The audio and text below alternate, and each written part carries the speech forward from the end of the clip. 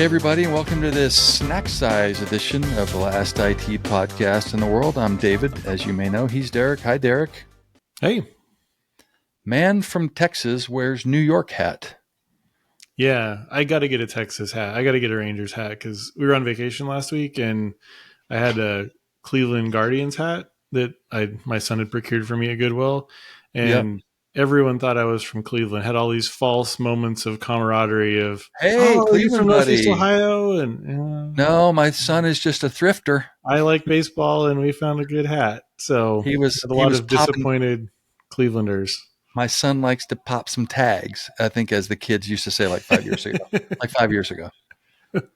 All right, well, good. So, and I'm wearing the golden Oreo hat on the black background, which calls us back to our rage marketing days where we were trying to get the podcast going by like really, which seems to work in America these days, just say the most outlandish anger thing and you like make money. That's what I'm trying to do here. So I'm taking another run at it today. Derek, I've got a little bit of hot take about kitchen sinks. Now, do you mind describing your kitchen sink in your current home? Not the contents. We don't need that, but like, just to tell me about your sink. So it's a stainless steel sink with one drain, one big sink, no divider. One big sink. Yep. See, this is my hot take. We have one big sink with one drain hole. And, here's my take on it. I think these gigantic one. Now, does your personal image consultant like the one big sink? Do you guys, or have you guys not even formulated opinions? We did moderate kitchen remodel a couple years ago. It was selected for my must-have, my culinarily advanced personal image consultant.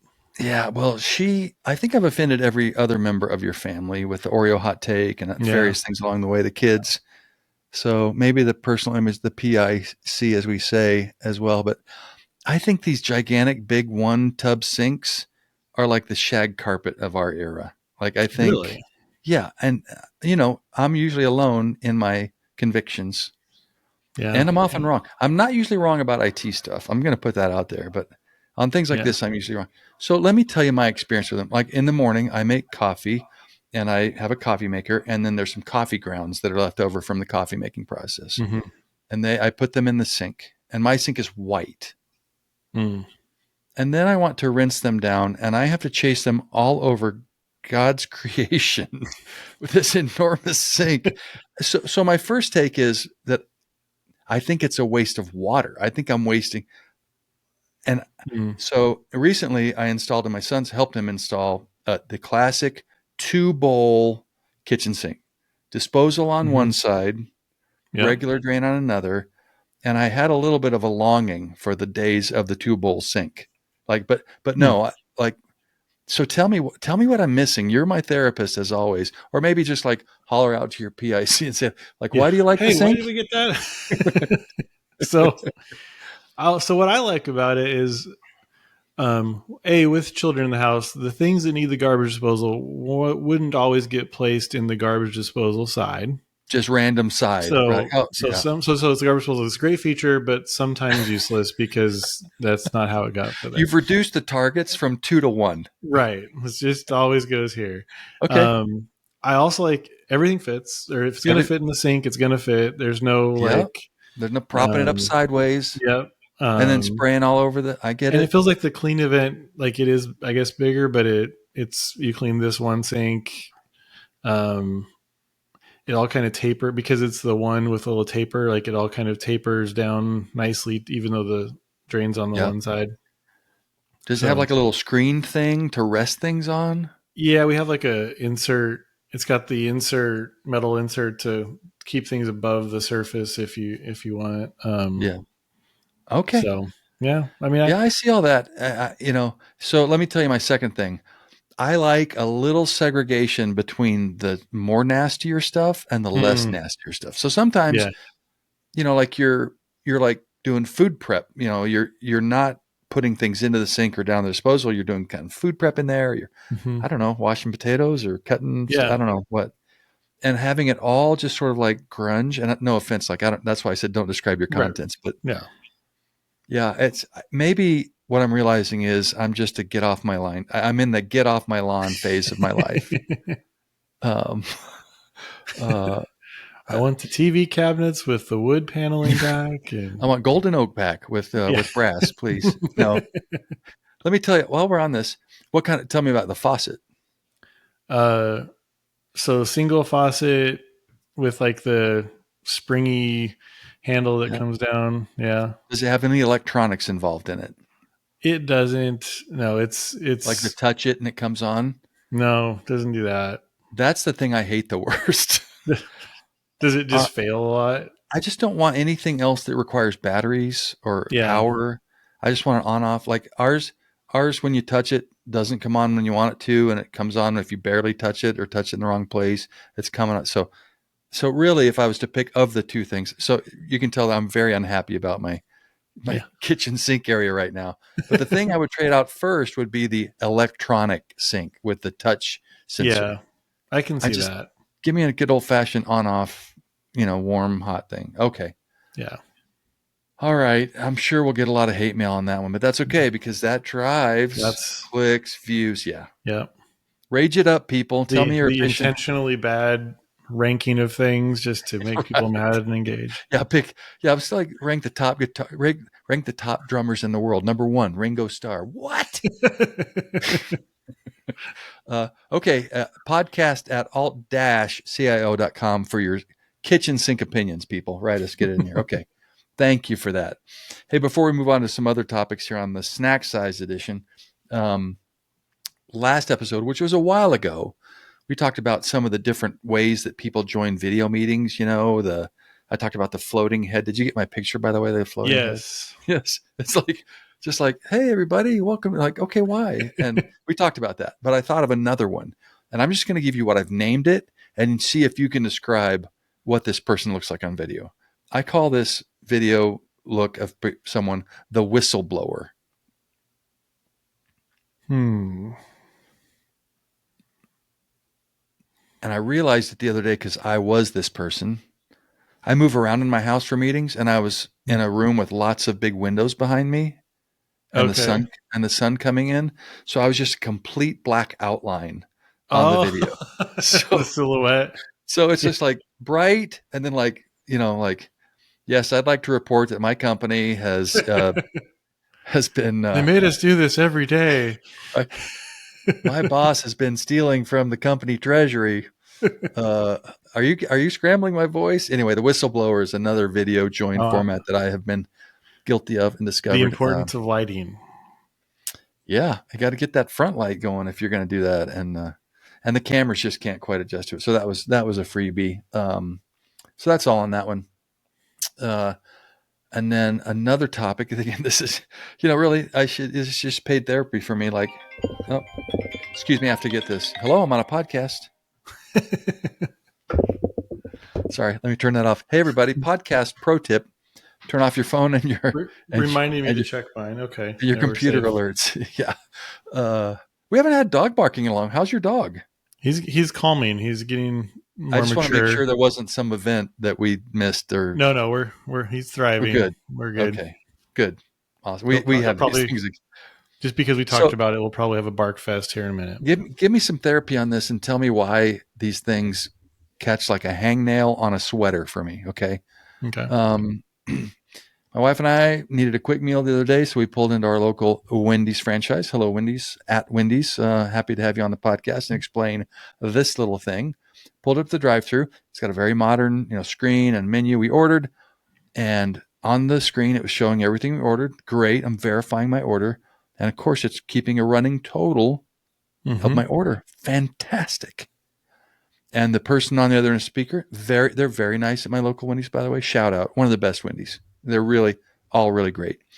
Um, anyway, they say, okay, that'll be, two burgers, fries, and a couple drinks, and I'll have that total for you at the first window. I'm like, so do you know that? And it's a script. They've Yeah. never not said it to me. Why do fast food restaurants say, hey, I'm sorry, I was writing as fast as I could with my pencil and my pen, but I haven't had time to add up your order yet? Right. I mean, that's There's like the are they using computers? Or are their computers very slow that they're expecting? Like, it's not just going to go do this math that, Yeah, I mean, I got to get this order to the cook line, yeah. and I've got to like transmit that we had a sale up to corporate. Hey, We've corporate, we got to had a mine the sale. Bitcoin for the order while it happens in the background. Right. Yeah. Our processors are currently mining Bitcoin. I'll have that total for you in a minute. But to reiterate, I'm looking at the total. Right. 1434 was my total. And Yeah. so like, but it's a script. Someone said, okay, welcome to Wendy's, your first day on the job. Here's how to take a drive-in order. And it's not just Wendy's. Some also Hmm. say, I'll have the total for you at the first window. Why? Yeah. It's like, I don't know. Are they expecting a lag? I don't know. My personal news consultant has some culinary experience. Maybe she knows. I'll have to ask about that later. But And I by don't. culinary, I you don't mean know that her fast culinary food. experience really covers fast food, but maybe there's some insight there. I I think it's a stretch. I think maybe that would be think maybe more if it okay. was like See if a, she. Yeah. Anyway, yeah. I just want to know if they have computers in there or not. Like, I and don't that's know. the IT They adjacent do thread. because we've all been there when we have the illusion of the super modern interface, and you go up there and it's either a default Windows background, Yeah, sometimes of disturbingly old vintage, or or you go up to the touch screens to order, and it's a blue screen of death. And you're blue like, oh, screen they of use death, Windows for or these. Yeah. a browser background. So Do you another tangent? Do you mind like if a McDonald's has a lot of the touchscreen order systems? Do you mind those, or do you? I like it. I do too. I mean, and like the drive-through, the audio, I'm probably not a very good loudspeaker. The audio experience is awkward. The pauses, like the over anxious person. Are you done yet? Are you done yet? Are you done yet? Like I will be if you'll stop interrupting me. Right. But the man mobile ordering, you show up and you give them a 4-digit code, and you sail through, or just your name, and Yeah. So you're talking about the app the first. app Order on the order app. is my, Pull yeah. up. Here's the problem with that though. It's a one lane drive through, and and they Hmm. say, okay, you can pull forward to the second window. I was like, no, I can't Yes. because there's four No, cars I in can't. front of me. Honestly, like this is a whole nother topic for another day, but this is where our infrastructure hasn't kept up with our technology. Hmm. Because if you really want to reward me for using the app, and I think you want to, Hmm. Subway right now has a special on sandwiches. And if you listen carefully to Charles Barkley on the ad, it's in the app only. Like it's this Hmm. special price, Yeah. app only. They want that. Yeah. So you got to figure out a way to get me out of that slow line Right. and say, pull up into the mobile line. And then you pull up, you know how I like to skip a line, Derek. Hmm. There's a recurring See, see recurring you callback. suckers. I'm going to the front of the mobile line because I use technology. Yeah, I but will what about say Chick indoor? Fil What A about runs a pretty indoors? tight Like, what ship. about when you walk inside and they have like the touch screens? I still like those because I feel Yeah, like there's, I get to see what's happening, and I mean, you kind of know what your price yeah, is, because you, without having that awkward like, oh gosh, what did I just do? It's like, oh, I don't think I want that. I didn't know that yeah, was $3 extra for guacamole or whatever. yeah, So exactly. Tech in fast food here on the pod, everybody. You are so welcome. We'll take a really quick musical interlude, 3, 4, 5 seconds, and be right back.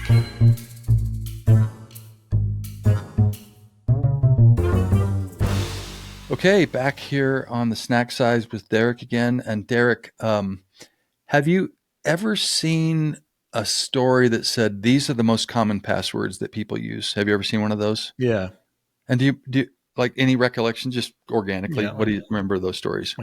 like it's always like password 1 2 3 4 Yeah, or one just two four seven eight password. nine. Yeah. I read those articles and I'm like, this is not true. This can't possibly be true. But it was confirmed to me in a weird situation at a baseball game recently. Let me explain.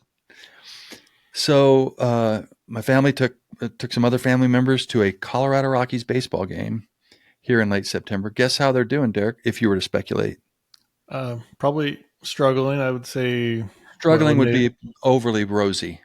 eliminated from the playoffs two Months or 3 weeks ago, ago. Yeah. no, more than that. Yeah, Okay. probably mathematically, but Yeah. they're just awful. But you go because baseball is kind of good to go to. Now, Right. this is very Colorado specific, and for those listeners, Derek is in Texas. He's wearing a New York hat, but he used to live in Colorado. That's where we met, so he knows about this, I think. So they were playing the Cubs, Derek. They were playing the Mm. Chicago Cubs. So just tell people what the stadium was like, if you don't mind, if you know what Probably I'm getting at. a lot more blue than purple. A Yeah, little more. especially because the Rockies are terrible Yeah. and the Cubs are in it. Yep.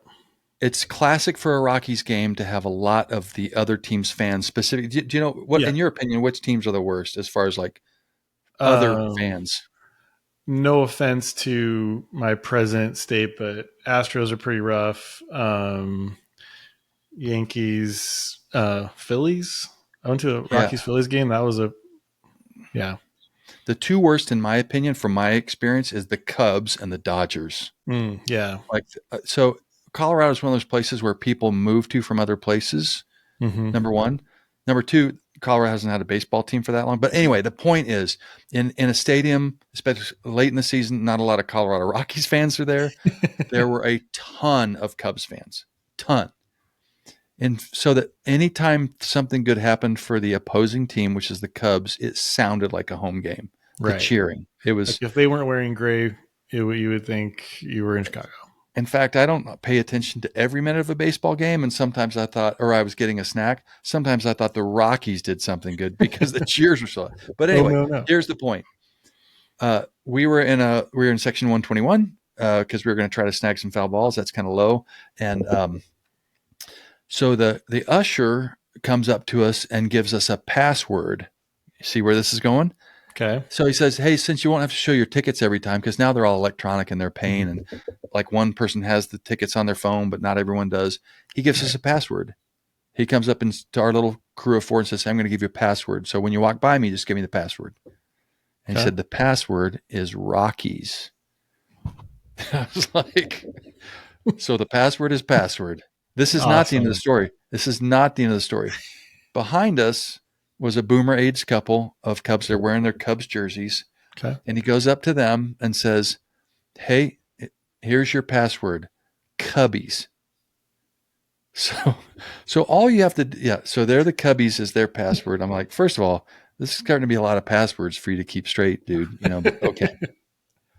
So here's where it intersects with IT and my cursed life, where no matter where I go, my career keeps like interrupting me. So the lady, again, boomer aged, when the usher says their password is Cubbies, we start bantering about like, well, those are super secure passwords, aren't they? And she's like, she said, well, my password has always been password on my computer until they forced us to change it. And I was Mm. like, hey, I I found found it. them. I found her. I believe, I'm sorry, people who wrote the story about password or password one, two, three, Yeah. four being the main password. So Wow. yeah, no wonder people are still getting hacked and ransomware and, computers locked up and And if you are a hacker, I guess it's still worth a try, right? Like yeah. give it a Yeah. go. 18% chance of success. Something like that. Is this user's name have a boomer name or a not boomer name? Like I might as well try it. Yeah. But anyway, so I thought that was a really weird moment where the intersection of baseball and sporting event and reentry password and ID passwords came together, and I spared her the lecture of changing Bob her and password. Janice at yahoo.com, not super secure. Hotmail.com, AOL.com, Yahoo.com. And I can say these things because I'm guilty of two of the three of those in our family. So anyway, that was the password. Any other thoughts about Coors Field and baseball and I have heard that conversely, like the Rockies, while they're a very bad team, the flip side is they always get one of the higher marks for the nicest fans. oh I think really? like the Rockies and I think a little bit is because they're not You competitive. have So to be right. like Lovable let's be a losers. great host for these Chicagoans and Dodger fans who are here to enjoy their team, and Yeah, let's we've just just enjoy our settled nice into field. Yeah. mediocrity and complacency. Well, that's a nice positive note Yeah. to end this snack-sized episode on. So thank you for that, Derek Johnson. And with that, we will say farewell. Thank you for joining us on this abbreviated edition of the last IT podcast in the world. I'm David. He's Derek. Talk to you later. Bye, Derek. Bye.